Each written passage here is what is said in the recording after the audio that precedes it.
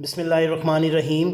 अस्सलाम वालेकुम स्टूडेंट्स, मैं हूं अमजद हमीद और आप देख रहे हैं आपका अपना educational channel the Deka skills.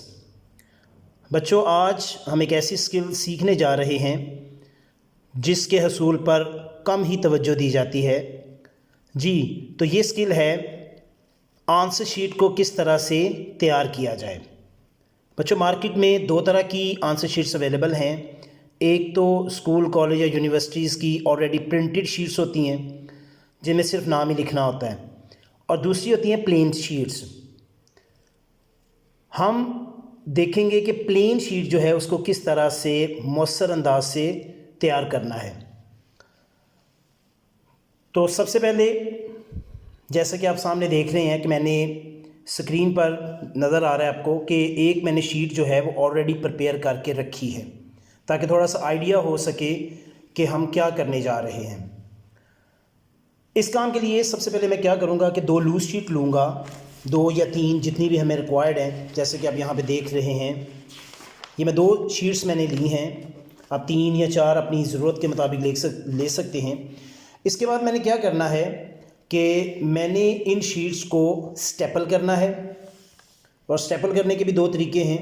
एक तो तरीकाकार कुछ यूँ होता है कि आप जस्ट इस कॉर्नर पे स्टेपल करते हैं और अंदर से स्केल के ज़रिए आप उसको जो शीट्स हैं इनको काट देते हैं, जस्ट लाइक दैट, कि ये आपका स्केल है, आपने कर लिया और उसके बाद इसको यहाँ से कटिंग करके सेपरेट कर देते हैं। ये तरीका भी ठीक है, लेकिन इसके अंदर एक प्रॉब्लम आती है कि ऐसा करने से जो शीट हैं वो उनकी मजबूती कुछ कम हो जाती है।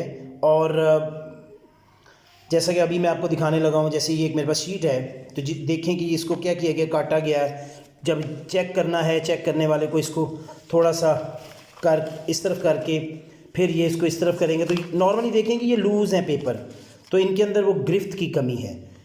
तो मैं दूसरे वाला तरीका यहाँ पर आपको बताऊँगा जो कि कंपैरेटिवली थोड़ा सा मजबूत है।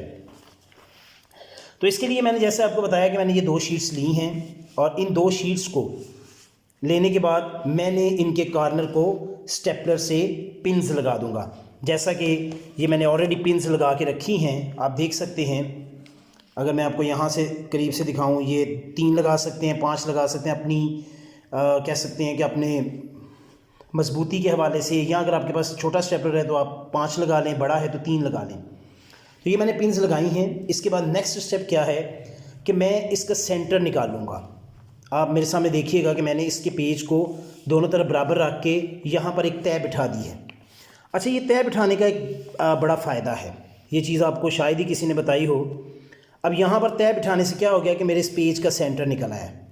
इसके बाद सेकंड में क्या काम कर रहा हूँ कि मैं यहाँ पर जहाँ पे मैंने बॉर्डर लगाना है, मैंने उस जगह पर रख कर भी क्या किया है, तय बिठा दी है, इधर भी और इस तरफ भी, जैसे कि आप देख रहे हैं। अब नेक्स्ट स्टेप क्या है नेक्स्ट स्टेप मैंने क्या करना है, मैंने लाइंस लगानी है। फ्रंट पेज की लाइंस अभी मैं बाद में लगाता हूँ, मैंने अंदर लाइंस लगाई हुई हैं, और ये जो मैंने तय किया है इसकी अफादियत बताना चाहूँगा। यहाँ पर आप देखिएगा कि जब मैं इस पेज को मैंने टर्न किया है, अब यहाँ पर जहाँ जहाँ तय लगी हुई थी, अगर आप गौर करेंगे वहीं पर लाइनें लगी हुई हैं। यहाँ पर, इधर भी, यानी मेरा जो लिखने वाला पोर्शन है वो सभी पेजेस पर एक जैसा होगा। और ये जो लाइनें हैं ये कह सकते हैं कि जिस जगह पर मैंने लगानी थी, वो जो मैंने तय लगाई थी बिल्कुल उसके ऊपर लगी हुई हैं। तो इससे क्या आता है कि सिमेट्री आती है। दूसरा काम क्या है कि जब हमने इसको लिखना है, जब हम एक पेज लिखने के बाद दूसरे पेज पर आते हैं तो हम इस तरह से तय बिठा लेते हैं और हम यहाँ पे लिखते हैं। फिर ये इसका मुकम्मल होने के बाद आप देख सकते हैं कि ये नेक्स्ट जो पेज है उस पर मैंने लिखा, फिर उसके बाद मैंने इसको टर्न किया, और यहाँ पर घर में ही या पहले ही पेपर से पहले ही आप तय बिठा सकते हैं। तो इस तरह क्या होगा, लिखना चेक करने वाले के लिए भी आसानी होगी। जी, तो अब आते हैं वापस कि इसका जो फ्रंट पेज है जिसको मैं यहाँ पर डिज़ाइन करने लगा हूँ, वो मैं उसके बारे में आपको बताता हूँ। जैसा कि मैंने जो हेडिंग है उसमें मैंने लिखना है, मैंने देखना है कि मैंने कितनी चीज़ें लिखनी है और उसके लिए मुझे कितनी स्पेस चाहिए, या दूसरे लफ्ज़ों में कितनी लाइंस जो हैं वो मुझे चाहिए। मैंने तकरीबन जो मैंने यहाँ पे राइट डाउन करना है उसके लिए मुझे 10 लाइनों की ज़रूरत है, तो इसलिए मैं 10 को छोड़ के 11वीं लाइन जो है उस पर मैं अपनी जो है अपनी लाइन जो है वो ख़त्म करूँगा। जी, तो ये 10 लाइंस के बाद ये 11th लाइन है और मैं दोनों तरफ जो है इसको मैंने डॉट लगा दिया है। इसके बाद मेरे पास, जैसा कि हमने पिछली वीडियोस में दिखाया था आपको, कट वाला मार्कर जो है जिसके एक साइड पे मोटा कट है और एक बारीक है, उस मार्कर के साथ मैं यहाँ से इस पॉइंट तक लाइन लगा लेता हूँ। इसी तरह से मैं इस साइड पर भी ये मैंने लाइन लगा ली है। इसके बाद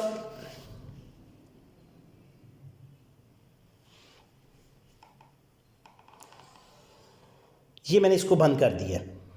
नेक्स्ट जो पोर्शन है नीचे वाला, उसको भी अगर मैं चाहूँ तो इसी को नीचे तक ला सकता हूँ। अगर आप इसे चाहें तो थोड़ी सी बीच में स्पेस छोड़ के लिख सकते हैं, जैसा कि यहाँ पे अभी मैं इसको आपको बना के दिखाता हूँ।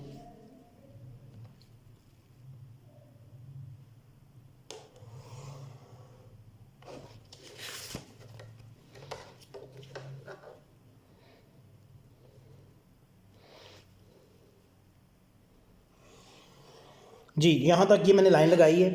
अब अगर मैं चाहूँ तो इसको कह सकते हैं कि बिल्कुल ऊपर तक भी जा सकता है, या आप इसको थोड़ा सा यहाँ पे रख के भी आप ये लाइन लगा सकते हैं। और इसके अलावा अगर आप चाहें तो इसके अंदर भी कुछ डिज़ाइनिंग वगैरह की जा सकती है। मैं जस्ट एक लाइन लगा देता हूँ, इसके ज़्यादा ये खाली खाली दिखाई ना दें।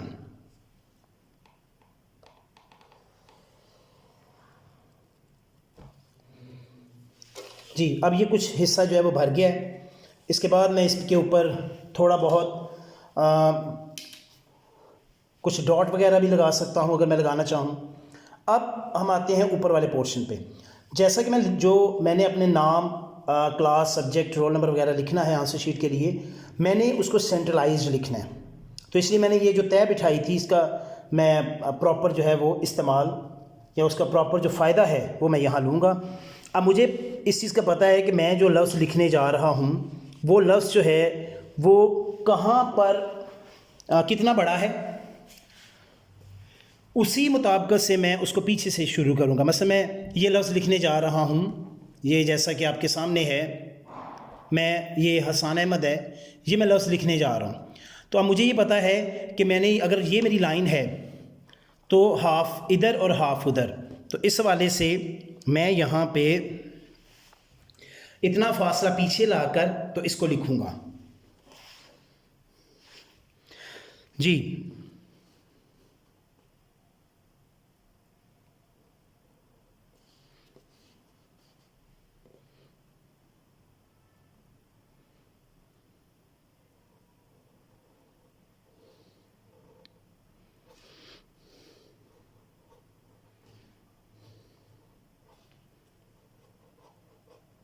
जी, हसान मैंने लाइन से पीछे लिखा है, और उसके बाद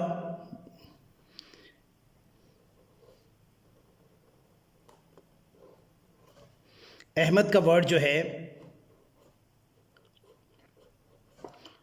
उसको मैं लाइन से आगे ले गया हूँ, यानी सेंट्रलाइज जो लाइन है उससे मैं आगे ले गया हूँ। नेक्स्ट है क्लास का जो है,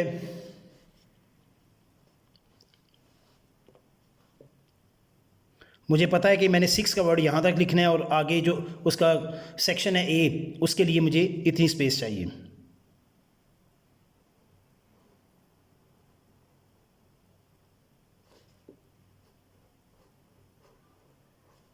जी, तो ये मैंने 6 लिखा,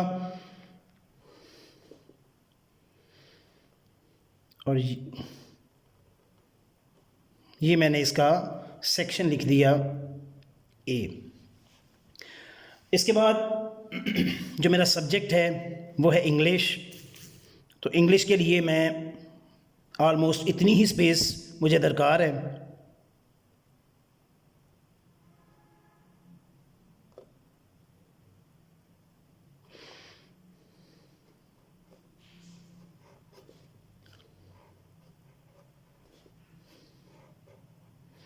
जी, नेक्स्ट मैंने यहाँ पे कोई टॉपिक हो सकता है वो लिख सकता हूँ, लेकिन यहाँ पे मैं फ़िलहाल जो रोल नंबर है वो लिख रहा हूँ।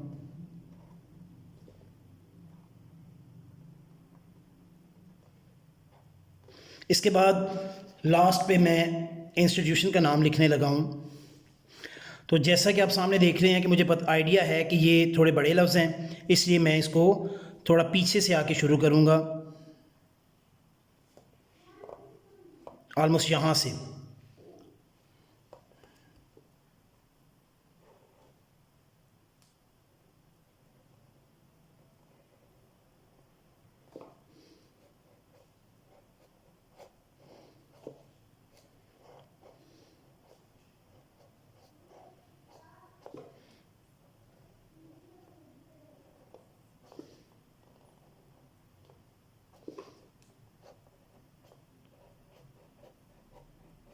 जी, तो ये बच्चों देखें कि तकरीबन मैंने दो यहाँ पे वर्ड्स जो हैं वो मैंने लिख दिए हैं।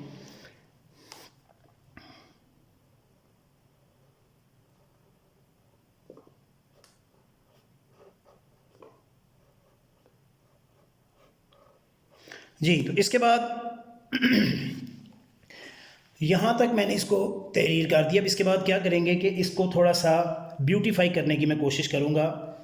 चंद इसके अंदर लाइनें लगाऊंगा, या इसके साथ साथ मैं इसे क्या कर सकता हूँ कि इसको मैं कोई और स्टाइल दे सकता हूँ, जैसा कि मैंने ऊपर वाले में किया था। यही मैं यहाँ पे करने लगा हूँ कि मैं इसको जो है ना थोड़ा क्लाउड की शेप देने लगा हूँ, या आप कह सकते हैं कि थोड़ा सा फासले पे रख कर इसको आउटलाइन लगा रहा हूँ।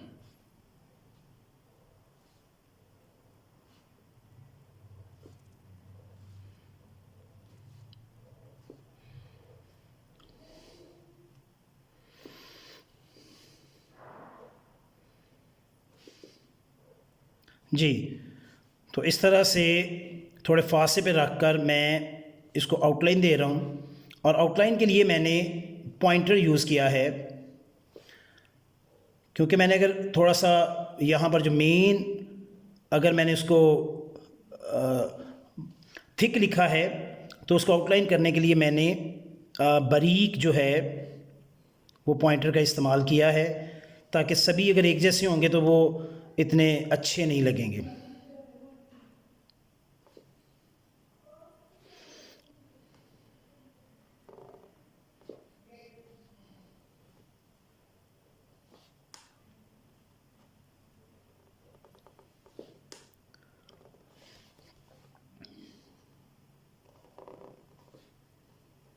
जी, तो ये देखें तकरीबन मैंने हाफ़ के लगभग जो है वो मैंने तहरीर कर दिया है।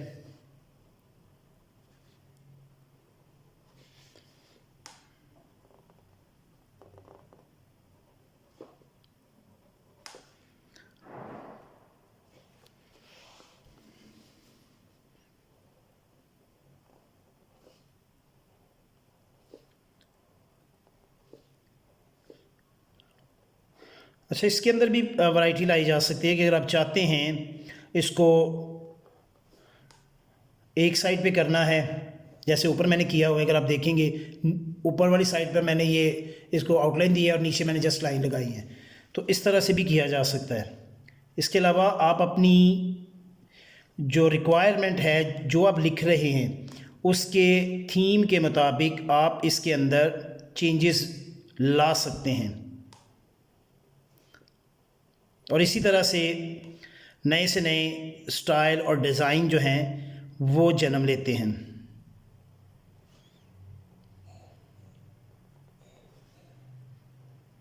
तो हमें कोशिश जारी रखनी चाहिए कि कुछ ना कुछ नया बीच में ऐड करते रहें। तो यहाँ पे बच्चों देखिएगा कि मैंने इस शीट को प्रिपेयर कर दिया है, लेकिन अभी मुझे ऐसा लग रहा है कि जैसे इसके अंदर कुछ कमी है, तो उस कमी को कवर करने के लिए मैं दोबारा वो जो कट वाला मार्कर है जो एक साइड पे थिक है और एक थिन है, उसको लेकर इसको मैं जो है वो मज़ीद जो कह सकते हैं कि ये जो खाली स्पेसेस हैं इसको मैं कवर करता हूँ।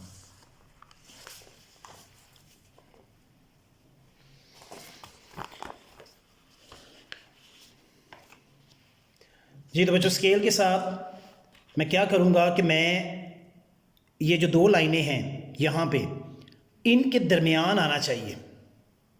और जहाँ पर ये कह सकते हैं, आप चाहें तो यहाँ से स्टार्ट ले सकते हैं बिल्कुल एंड से, चाहें तो थोड़ा सा फासला रख के, मैं यहाँ से थोड़ा फासला रख के शुरू करता हूँ, यहाँ तक आए, फिर इधर से यहाँ तक, ये मैं एक और लाइन लगाऊंगा यहाँ पे, उसी फासले पर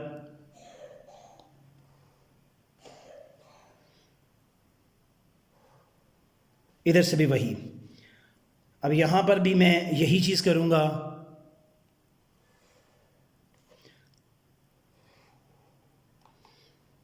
और आप देख रहे हैं कि ये लाइनें लगाने पे हमारा कोई इतना ज़्यादा टाइम नहीं लग रहा। आप जल्दी के साथ लाइंस जो हैं वो ड्रॉ कर सकते हैं। इवन और वक्त बचाना चाहें तो बिल्कुल एंड से शुरू कर लें।